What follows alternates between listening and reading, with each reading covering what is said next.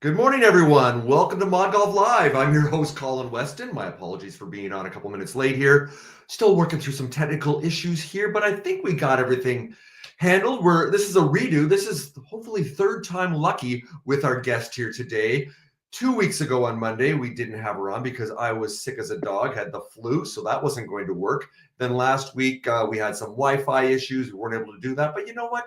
We didn't give up. We'll use that golf metaphor. We'll take a mulligan here. We'll just tee it back up and just take another swing. It's all good. It's okay. That's what we do here. So, hey, before we get started, thank you so much for joining me today and on ModGolf Live. This is the live in ModGolf, so this is interactive. If you're joining us on YouTube here, hey, please ask us some questions here.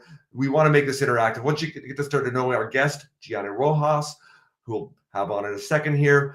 We want to make this, like I said, we want to make this engaging. So we want to hear what you have to say about, any comments you have, any questions you have for Gianna about adaptive golf, all the good work that she's done, her personal story, all those good things as we start to get into the conversation here. And on YouTube here, I've just put up a comment that I put on there. Hey, just welcoming you. Yeah, like I said, I'm your host, Colin Weston. I'm joining you from Vancouver, British Columbia, Canada. So I'm on the West Coast. It's 9 a.m. here, breakfast time. I know we got a lot of people back on the East Coast, including Gianna. She's in New Jersey, so it's lunchtime there. Wherever you are around the world joining us, thank you for that. Just type in the chat there. Let us know who you are and hey, where you're joining us from here today. Love to hear that. And like I said, as we start going here, start asking some questions. And otherwise, I'm just going to keep on going as I always do and just keep asking my questions. So before we bring Gianna on, I am going to do a little something that I do every single Monday here. And that is my Monday morning musings. She's like, I have 3 weeks worth of Monday morning musings now since we didn't have the show the last couple here. So we broke our streak of 26 Mondays in a row here. So we're back at it. So hopefully let's see if we can actually break that, another 26 in a row here. This keeps growing and growing with people participating. You, the audience, seems like you're enjoying these conversations, not only live, but also afterwards, because we put them on the ModGolf YouTube channel and they're there for you to enjoy and also comment on. So as I start with my musings here, I got a couple things here. This one more aspirational than anything else here. If you can kind of see me on the side here. So we're going to start off with, and this is more of an entrepreneurial thing. I've been talking to a lot of golf entrepreneurs on the ModGolf podcast lately, as I always do, have since 2017. And one thing we're talking about is reaching milestones. And you always set these big, lofty goals. And that puts a real pressure on yourself. It makes it really hard. And myself, I have fallen into that trap over the years too, where you're not feeling great about yourself. You don't think you're achieving these things that you've set out to achieve, even though they may be unrealistic or take a long time to reach. So the importance of taking small steps. And I love this graphic here on the left here. You know what? Small little rungs, take small little steps, and celebrate those milestones like we did earlier this year back in January. 100,000 downloads, listens to the ModGolf podcast as a scrappy independent that we do here. That's a big milestone. So we celebrated that. I bought a cake, sang ourselves a happy birthday or happy 100,000 downloads, I think it was. So you have to do these things. And a great example was my guest last week, returning guest on the ModGolf podcast, talked to him 5 years ago, and that is Joe Ossel, who is the CEO and founder of Golf Tech. And when I was talking to him, it's like, well, what does the tech stand for? Does it stand for technology? And he says, well, no, actually, the T is for technique, learning and mastering your golf swing. E is for the equipment, and they help fit you on that. And the C is for conditioning. And Joe even said the conditioning, the C, we haven't even got there yet. And they're ready to celebrate their 30th anniversary at Golf Tech. So the fact that the C part embedded right in the name of their company, they haven't actually reached that milestone. They haven't climbed that rung of the ladder yet. That's okay. And so I love that story from Joe that reaching those milestones and the fact they haven't got the C in conditioning, they haven't figured that piece out yet, and they've got some ideas now what they're going to do and release. But you know what? That didn't stop them for the last 3 decades of building a massive company, an international brand, and a leader in the space. So there you go. Celebrate those little steps here as we go. Another I'm going to talk about, just in the news, golf news I saw this morning, that Top Golf is working with Sega, the game company, and with Sonic the Hedgehog. So apparently there is a new game coming out at Top Golf that is based on on Sonic. So I wanted to ask you this question out there. Hey, would you go to Top Golf to play the new Sonic the Hedgehog game? I'm not going to say whether I would or not. I don't want to kind of influence you. I'm just really curious. So hey, if you're watching this live and got a couple people on joining us now, just put in the comment. Would you go to Top Golf just to do that? Maybe you've got young kids, maybe you've got grandkids, maybe that would be something to entice you. So I don't know right now with Top Golf, because they are, I don't want to say struggling, but with Callaway, they've changed the company profile around a little bit. They've stagnated, they've flattened a little bit with Top Golf. So I guess they're looking for new ways to bring new people in. So I'm just kind of putting the question out there. Does this interest you? You're like, yeah, nah, maybe. And like, oh yeah, let's do this. I've got kids, I've got grandkids. Absolutely. Let's make this happen. Sounds intriguing. I might give that a shot. Okay. So a couple other things, my observations here. This is a fun one. I was out of town the last couple of days, staying with friends here. Like I said, I live in Vancouver on the West Coast, and there's lots of little islands, and even what's called the Sunshine Coast that we love to go to, take a little ferry over there, spend some days over there. And walking around, because it's too wet to play golf, I saw a house with this on their front lawn. And so these people, person, obviously must love golf. I love golf, but don't know if I love golf enough to do that. So hey, wanted to ask you that question. Would you? There we go. Yeah. You know, do you love golf enough to trim your hedge or resemble a driver? Like you can kind of see the scale of this thing. Because I made sure I had the house in the back of it there to include that, so you kind of see the scale of this. This thing is massive. I don't even know how they actually cut that thing, but there's someone that obviously, when they ain't playing golf, they in their front yard, they love playing that. So I'm assuming that if it's a couple, husband and wife, they must still love they must both love playing golf. Because I know my wife is not a golf player. If we have the chance for a hedge like that, there is no chance ever that would be in our front yard. That would not be happening. I can definitely tell you that. And the last one to talk about celebrating little wins and having some fun here. I'm part of a community here in Vancouver. I don't belong to a private golf club, don't really have the money for that lifestyle wise. So I managed during COVID to find in Vancouver at the University of British Columbia golf course. They've had this weekend men's group for almost 50 years. So I just signed up on the waiting list, managed to get on right at the beginning of COVID, played a ton of golf there. Most golf I've ever played. It's kind of the sanctuary, the only thing to do during COVID, and played almost 100 rounds that year and met amazing guys, 150 men that are part of this group, very diverse, getting a lot younger too now. And I've won a couple of times. At our club championship, I won the second tier net championship for the second time. So the reason I love to celebrate this, talk about this with a bit of a joke, but also the fact, one of the things I love about golf is even mediocre mid-handicap people like me can sometimes win something, and it's fun and it's competitive, and we all celebrate this. Yeah, I'm never going to win the club championship. There's guys that are like +3, +5 handicaps that are great players. But hey, I can play them when they give me 18 strokes. I can play them, and so yeah, just wanted to show you that. I got another piece of hardware, another little plastic trophy, which my wife makes sure I tuck away somewhere where no one can see it, because she doesn't want to see that. But anyway, lots of fun there. Okay, so that's it for the Monday morning musings from me. 3 weeks worth, a little longer than usual, because we had some pent up musings to go over there. So here we go. So now it's time. I'm going to bring on my guest, who has been on the ModGolf podcast before, I think almost 5 years ago. And here we go. There she is, Gianna Rojas, known as the one-handed lady golfer. I believe you call with your stump bump. There it is. There you go. We got to open up with the stump up. Love it. Hi, y'all.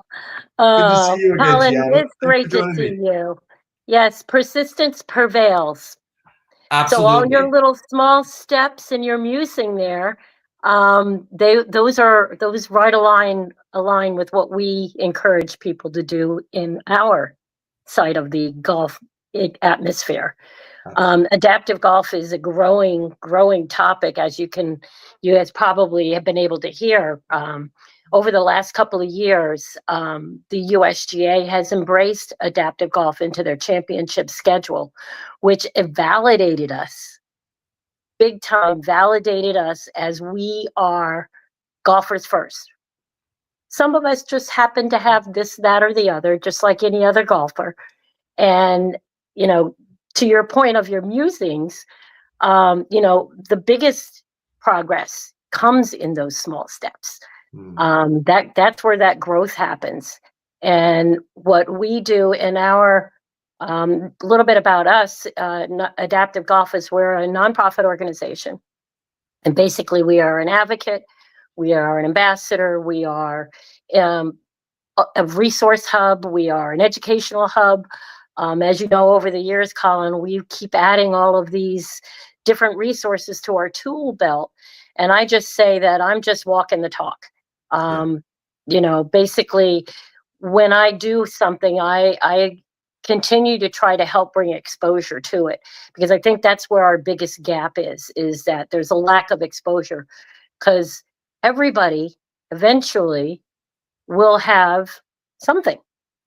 And if that something happens to change what your identity, I mean, as a golfer, we know where you can pass a golfer on the street and know who they are. You've already got rapport. When you have that attachment to anything that becomes part of your identity, and then somehow, for some reason, maybe it's surviving a stroke, and thinking maybe I can no longer play, and not knowing where that resource pool is to find out that, well, you know what, maybe I can still. It's just going to be a little different. Just have to let go maybe the heavier equipment and get lighter equipment. There's all different types of approaches that you can take, because the only thing that matters is that 1 second of that angle of attack. That one moment is the only thing that matters. And the ball in the hole don't care if you roll it with your nose or even if it gets there. Ball don't care. Ball Absolutely. don't care. We don't care who you are, where you're from, what you are in your status, or what you have or what you don't have. If you feel that golf is something that you would like to have the opportunity, you are welcomed, you are invited. That's the biggest, I think, missing link right now. And I think that's what you and your organization and your show is helping bridge those exposure gaps between all different types of topics. So I'm honored to be back on your show again and talk about the growth we've had over the last 5 years. Yeah, well, I definitely want to get into that and talk about that, because, like you said, over 5 years, that's when we met. We met at the PGA show, and from there, no, actually, that's not true. We've seen each other many times at the PGA show. We've met each other at National Golf Day in Washington, D.C. In Washington, D.C. I think that was 2018, so that was 6 years ago.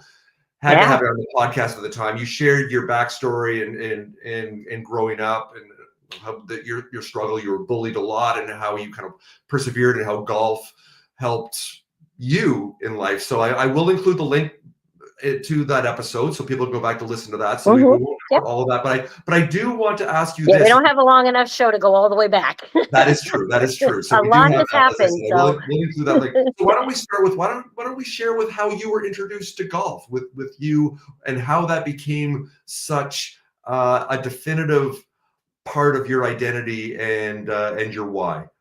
Well, I will say that I can blame it on my husband. Don't we blame everything on them, right? Well, my husband and my husband's friends and my husband's friends' wives were meeting every Saturday and Sunday at the golf course, just like all golfers do. And sometimes they would be nice enough to call me when they got to the 15th hole so I could drive up and go have lunch with them, which I did. And I was grateful for being invited. And then sometimes I would sit around and they'd talk about their morning round like all golfers do, every shot. I don't have much to contribute, but I'm happy that I'm there. And then sometimes he would go back out with his friends and his friends' wives without his wife, and I would go back home. And I remember the day he came home and I said, you know what?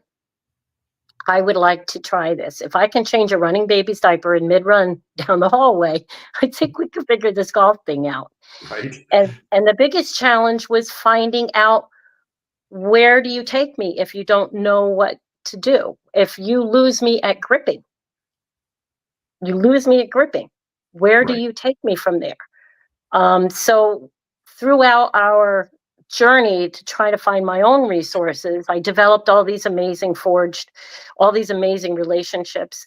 I'm not one to keep things to myself because I feel like I have been purposed, I guess you could say, Right. to be the messenger. So I decided that we were just going to be a resource hub. I was just going to put all these places and put something together on a website so that people could dial into it and find what they need where they need it at. It grew. I had no idea the exponential growth that we were going to experience. I did not know that this was such a gap of knowledge within the industry, that it's not by ill intent at all. It just was never thought about. Right. Why would I be thinking that I was going to play golf with one hand? It's not something that people have been exposed to. That's why, fast forward now, speaking about the PGA show, which is upcoming in January, and yes, we'll be there again as we are every year. Absolutely. I give credit to Reed Expo for giving us a voice. And I don't mean just me, I mean adaptive golf, the topic. Right. Because about 6 years ago, when we met was the first year, I had asked Reed Expo, and I said, hey, you've got this amazing equipment section, and you have an apparel section, and you have, all kinds of training and wellness section, and why not an adaptive resource section? Because there are adaptive resource out there, manufacturers and companies that have been to the PGA show, but have been passed by because they're in between all the other great things to look at the show. Right. And unless something takes your eye or you have a connection to it, you probably will just continue to walk by. So Reed Expo said yes, and they created the Adaptive Resource Center, which you saw the first year. I mean, we have a section.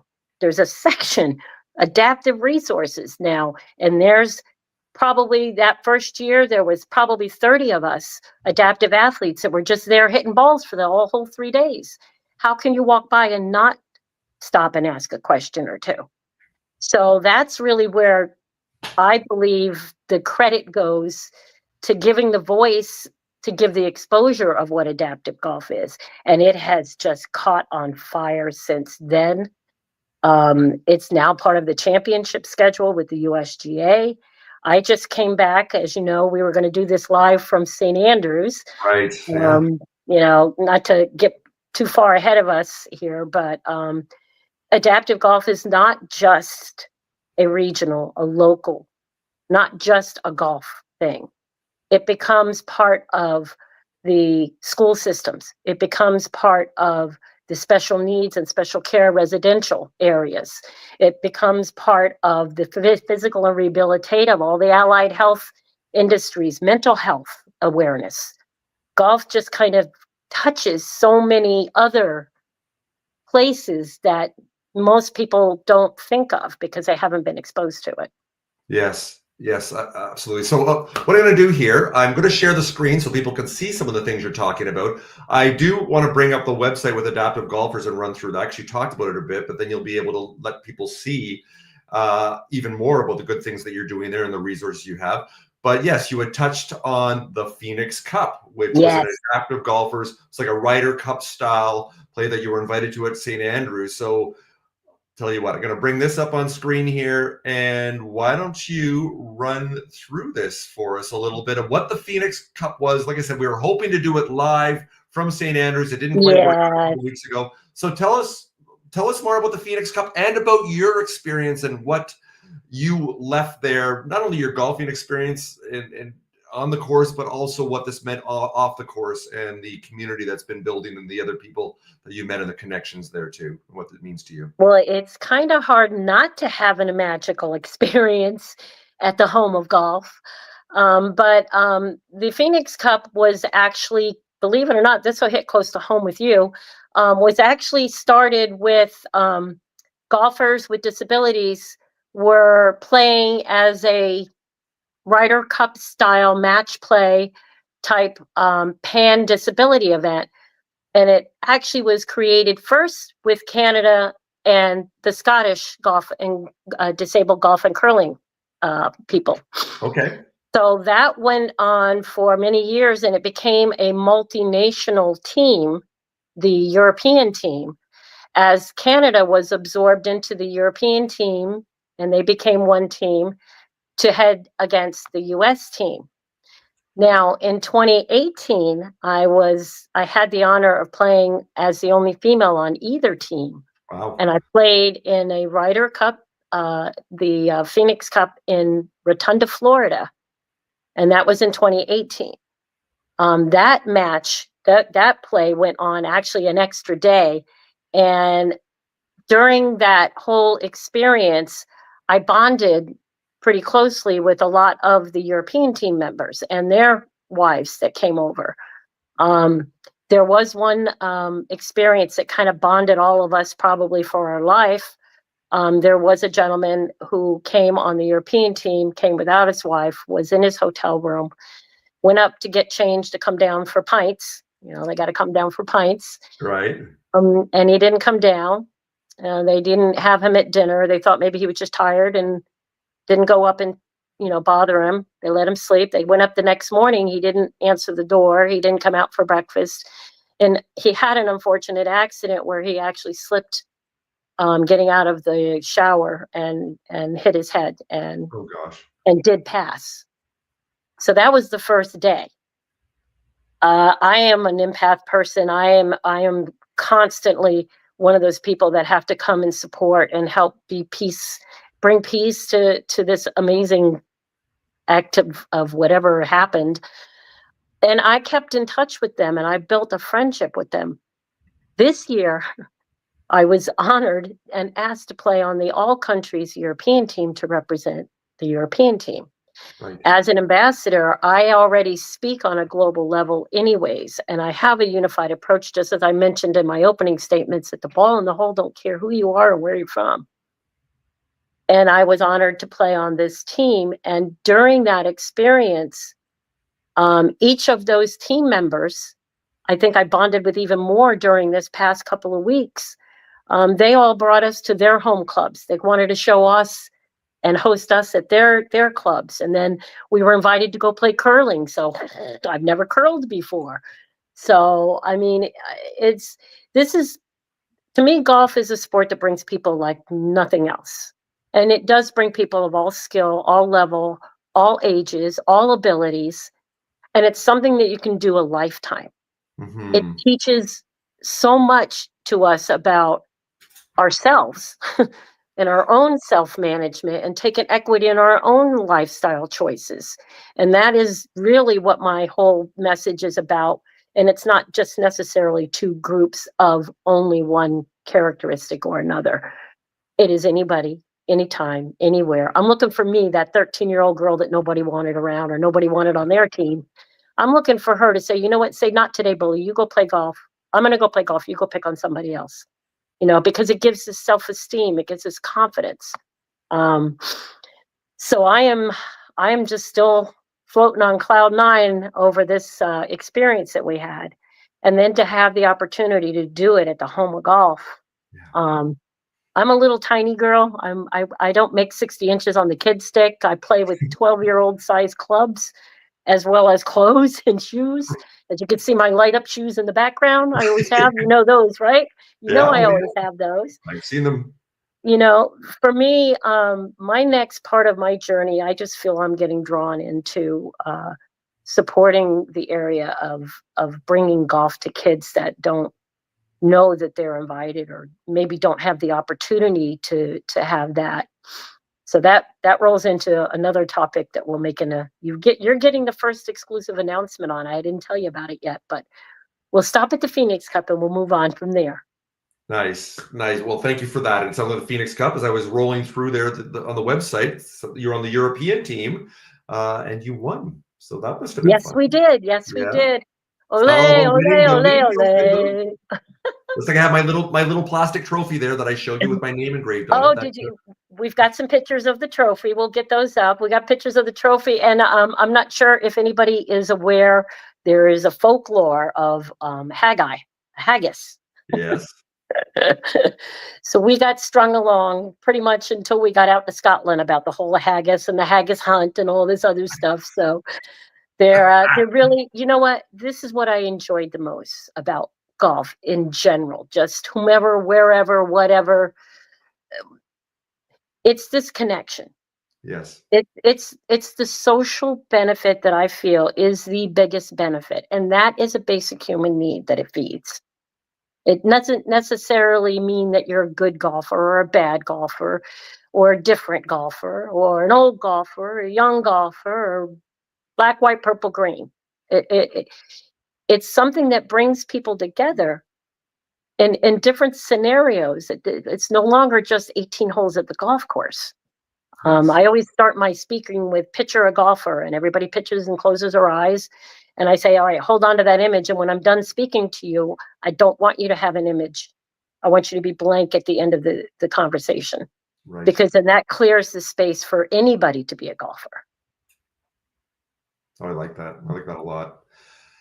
So, as far as anyone that can be a golfer, the work that you do as an advocate and a champion for accessible golf, people that might have had a recent injury or talk about with young kids with some physical disabilities, to encourage them and give them that first opportunity. Let's give an example of this. A very dear friend of mine, Brett Walker, very active athletic guy, around the same age as me, so he's a couple years younger, mid 50s, and he had a stroke in the summertime, and thankfully his wife was there. Rather than go to work, he would have been there for all day, would have been in very rough shape. But thankfully, she was there, immediately got help.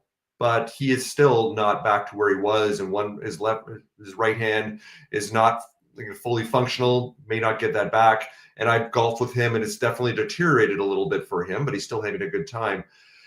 But as using Brett as an example there, let's say people that are recent stroke victims and as part of the recovery, to just talk about that and overarching. It could be anyone, like I said, with young kids that you work with, or people that actually are recovering from stroke, and golf is a great vehicle to encourage them and give them some purpose and some confidence. So talk about the work that you do to bring new people into the game that thought, as you had mentioned, I'm not a golfer. So when I close my eyes, I don't fit that That vision of male what a on the golfer is. driving in a driving position, that's the image that is a golfer.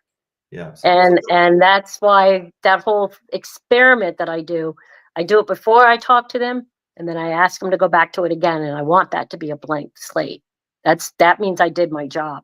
So Right. a good example is a gentleman by the name of Rich. Now this Okay. man Rich, at the time we were doing at the PGA Tour Superstores, we were doing monthly clinics. This is pre-COVID. And the gentleman, his wife reached out to us because they had saw a flyer about the clinic that was in the Kessler Rehabilitative, where he was going for his physical therapy after surviving his stroke. He has pretty much lost most of the left side, gripping, balance. It affects, even though he has progressed, it's a there's a hard line when people can't let go of the old way of doing things. Yes. And that is what we use golf as, that therapeutic activity, to help them get past that and flip it. It has to be, I'm going to let go of my old equipment. I'm going to let go of my old way. I have to, and it takes a long, long time. And there's a very, very dark time that happens before that happens. Yeah. And so this wife had reached out to us, saw our flyer, and said, I'm losing him. He is so depressed.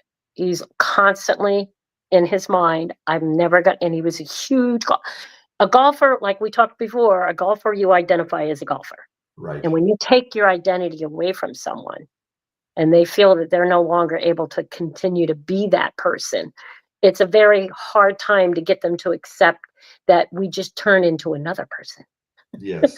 And Yeah. it's easier said than done. So we had her bring him down to our clinic. And at that time, a chair, have him just The small motions, because we also don't want to change the blood flow too quickly either. Okay. So there goes back to your musing. I'm going to keep connecting back to your little ladder that you had there. Small steps. Yeah. Small motions increase blood flow. And small motions get a little bit bigger and increase more blood flow. Next thing you know, now we have him to the point where he's able to stand. He takes a couple of little swings. He has a seat. This is not rocket science, teaching adaptive golf. It's understanding what the person's capabilities are and how to help them in their own expectations find their way back to golf. So you trial and error, you make sure that you go slow. So this gentleman came to every single clinic, and I do the abilities expos. He always showed up at every single expo that I did. I do wellness days at Kessler Institute. He's at the wellness days. Him and my husband worked together so closely for probably about almost 2 years that he just kept showing up at anything we had available. Go anywhere you find a local place for this gentleman, and we can match you up with that. That's part of what we do. As opposed to running all the clinics, now I'm just kind of like the concierge. I can help you get to where you need to, because now there's more clinics and there wasn't. So that's another thing that's getting better. So he is now back out playing 18 holes of golf. Wow. It's 4 or 5 years later now, but he's back out there. His wife doesn't have to go out. At first, she was going out with him because she was scared to let him. And now she had also had some challenges too. So we're trying to use golf on a different mindset of, it doesn't have to be 18 holes. It can be these short courses that are coming up that are 9 and 13 holes now. Yes. There's all these new opportunities to go and play simulated golf. I mean, you can play golf in your garage. You could play golf in a dining area at a senior home where we clear out all the furniture, and we put little blue painter tape in a box and a waste can, roll them down in their chairs and let them roll balls from the chair. They have a golf activity day. We had a little 97-year-old woman go down, told her daughter to go get her little crocheted golf sweater and her little golf pants, and she came down, the chair almost swallowed her up. She was this little tiny little lady. And let me tell you, we could not get that lady to sit back down on her chair and stop rolling balls. So it's just using golf as that connection and that opportunity to have that social benefit, and using it as a therapeutic activity. And instead of it, excuse me, just thinking of it as, it's got to be 18 holes. It's 5 hours of golf now. Nowadays, a round is 5 hours because there's just so many people out there.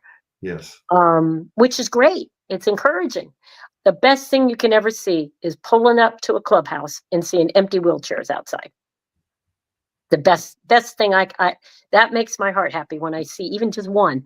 Yeah. Because that means they're out playing golf, and there's chairs to get you out there. There's different types of carts to get you out there. There's different types of grips to help you hold on to clubs. There's gloves that have wraps. There's any kind of resource to anybody that has any kind of challenge. And we hope to be able to marry as much as we can up together before we're done. Love this. And the 7 years that I've been doing the Mod Golf podcast, and also on the YouTube channel now, that I've seen this progression and this expansion in the space with the resources and the mindset changing in the community. You use the term community, that connection also, whether it's at the Phoenix Cup or whether it's through the work that you do and others do that positively impact people's lives, especially when they are depressed and they've lost their sense of identity, whether that's professionally or even recreationally through golf, and that defines them. And I've had the pleasure and the honor on the podcast, not only talking to you over the years, but other people in the space. A guest I had on about 6 months ago, him and his brother are the co-founders of a company called Vericat out of the Midwest, out of Minneapolis, actually, of St. Paul. And so they've got I know where they got. I know exactly who they are and what they got. Right. So with them and with that, so people can get out there that are paraplegics and can get out there and play and have that sense of identity. I don't know if you know PGA teaching professional Kevin Korn out of St. Louis, who I'm good friends with now. And the impactful work he does every Wednesday at the pediatric hospital there with little kids you talked about. Some of them are we push the beds right out and let the kids roll balls from the beds, and with all the equipment and everything. and Yep. seeing the 1,000-watt smiles on their faces of them just hitting that ball for the first time, it's unbelievable. So you talk about that restorative healing powers that golf has. It's nothing to do with playing 18 holes Nope, and not at all. putting a score. It's Not at just all. that feeling of accomplishment. It's that it makes me want to cry every single time. It's so good, the work that he does and that you do. So And as that we is exactly that's the piece you get back. See, now I consider myself blessed that I was born this way. I'm yeah, blessed that I had the challenging life that I had because I know the gift that this can be to give to people that don't know just out of lack of exposure. That's why what you're doing is so important in giving us an opportunity to share all this stuff because that's right now I think it's our job to make you okay with having these conversations because if you think about it, we've all been taught, society was always taught, it's rude, don't stare, don't ask questions. right, But then you don't get your questions answered. So the little boy that stared at my hand going, Mommy, Mommy, she's got a funny hand. And Mommy says, No, no, that's not nice. And they walk away. Well, she didn't meet eyes with me and I'm invisible. And right, he didn't get his questions answered. So now meet my buddy, Charlie. Charlie's my buddy. He helps me do everything. And I introduce him as a he so that I'm a she. They're not afraid of me. I can put he away right. and I can still communicate. So it's just finding a way to invite people to come in to have the conversation. And I feel as a person that lives it, walks it, breathes it every day, that's my advice to individuals who do have challenges is make people okay to talk. It's okay to talk about it now. It's not so hush hush. You're seeing it even in the commercials on TV, the movies that are coming out. Speaking of movies, we just had the opportunity to be an advisor and we'll be in the special recognition thank yous at the end of the trailers for Answer to My Prayers, which is coming out on November 22nd. And that is a Latino made movie. And in part of the scenes, we did a shoot out in El Paso, or I'm sorry, in San Antonio, Texas. And I brought in the guys from the Solar Rider. Okay. That's one of the other golf carts. There's a number of different golf carts out there. And Verticat really is just a rebuild of the Of original. of the Paragolfer, I believe it. And Yes. it's the You mentioned. rebuild of the regional and a remarketing of the original. Yes. So there's buggies in Europe. Buggies are huge, huge, and they were one of the sponsors for the Phoenix Cup and supplied all the adaptive carts for the Phoenix Cup. So I guess my biggest call to action is if you do have any kind of challenge. It doesn't have to be so I was born this way, or it doesn't have to be I've lost something. It can be, but it doesn't have to be. We all age. I have 2 knee replacements, a hip replacement. I have scoliosis on my back, dislocated this shoulder, this elbow, broke this nose, ripped the ligaments in this hand. That's the least of my worries. But I Right. use it to start the conversation because all of this is relatable. Everybody will have something at some time in their life. And how do you not give up on something you love? Or how do you find something you love new? And golf offers that. I love that. I love the work that you do. I just love the kind of the messaging and the philosophy that you embrace with your life. I saw a little while ago, maybe like a YouTube, or sorry, a kind of an internet meme with Bruce Lee, and it had Oh the yeah, quote on it. It had the quote on it saying, "Don't wish for an easy life. Wish for the strength to navigate a challenging one," or yeah, something like that. But and yeah. that's the key, and having that fortitude and resilience and that joy I can see in your life, and it inspires me, and I thank you for that. So as we finish Mm. up here, Gianna, why don't we quickly? I'll just scroll through your website. Why don't you talk about how people can connect with you? Can connect. I put the URL up there so people can connect and have a look at adaptivegolfers.org. So yeah, I'm just going to quickly go through the website, and there you are, swinging a club, with That one was hand as you taken, do? that actually was taken in the very first United States Disabled Golf Open, and that Okay, was down in Florida. That was taken by Tony Bennett, the European Disabled Golf Association, who is a direct support from the RNA. We actually were in the RNA museum while we were in St. Andrews, and right. we saw adaptive golf is in there now. So there's pieces from Kip Poppert is a big on the G4D tour, which is golf for disabled. So yeah, there's this whole world of adaptive golf.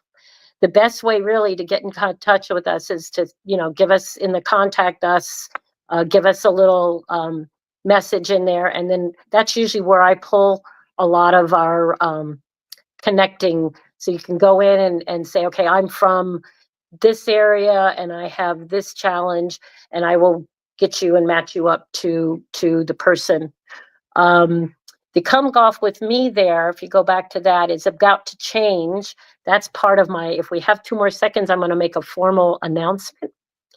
Go ahead. For our 2025, we are embracing and partnering with the Magi Sticks Golf Club, with Live Golf, and we Okay. will be an ambassador and have been an ambassador actually behind the scenes, but now this is open. So you're getting the first announcement. Wait. We are going to be part of the Little Sticks program. Nice. And we are going to go out and really try to inspire some of these young children through school. Right now in Europe, the school systems in London and in England, they've really piloted this amazing program. We actually did this down in Orlando with Magi Sticks before they had the Little Sticks program. Okay. And we brought in the Arbor School out of Orlando, who are now still running the Little Sticks program. Now it's formally called Little Sticks. So 2025 is going to be about kids. It's going to be about finding me, that 13-year-old girl that doesn't know that she's invited to come play. And I'm going to invite her. Love that. Love that. Amazing. Well, hey, why don't we end on that note there? Well, before we do finish up here, why don't you let us know, let me know at the PGA show in Orlando that we go to every single year, runs for the last week of January. So what are you going to be doing in Orlando this year at the PGA show? I have a hat for that. I got my PGA show hat next.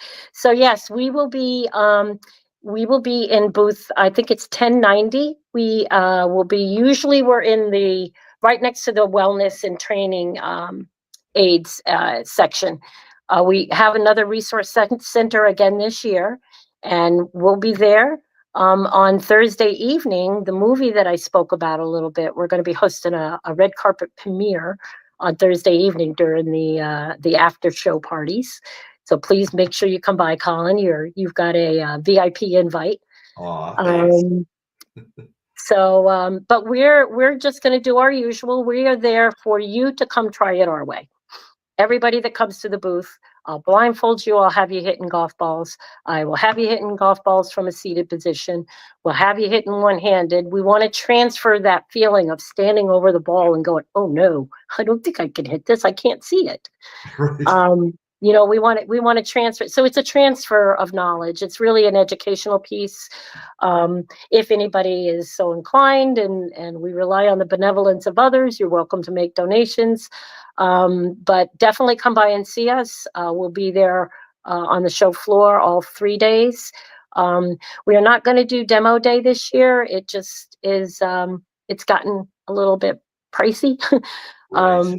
So, but I don't think that we need to be out there anymore. I think our biggest benefit is getting people in our shoes, not showing them what we can do. I want you doing it with us. So please come by and see us. I will do that, and I will make sure I do it with you also at the PGA show. So, Yep. my good friend Gianna Rojas, one-handed lady golfer, you're doing such great work, and you have for so many years. And it's about that consistency piece. Also, you are positively unrelenting as far as spreading the word and bringing golf to people that may have thought I am not part of this golf community and making them And you can be. welcome and Yep. and helping change lives. And it's amazing. So I want to thank you again for that as we finish up here again on YouTube with us with ModGolf. Hey, if you like these conversations, why don't you subscribe to the channel? You know, the bigger we grow, the more videos and conversations like with our good friends Gianna, who are making such a difference. I'm able to do more of these, so everybody wins. So with that, Gianna, thanks so much, and I will see you in Orlando. And have a great day. And thanks for All joining me right. on ModGolf Live. You know me. I sign off with the stump bump. There See we y'all. go. Boom. All right. You take Bye. care. Bye bye now.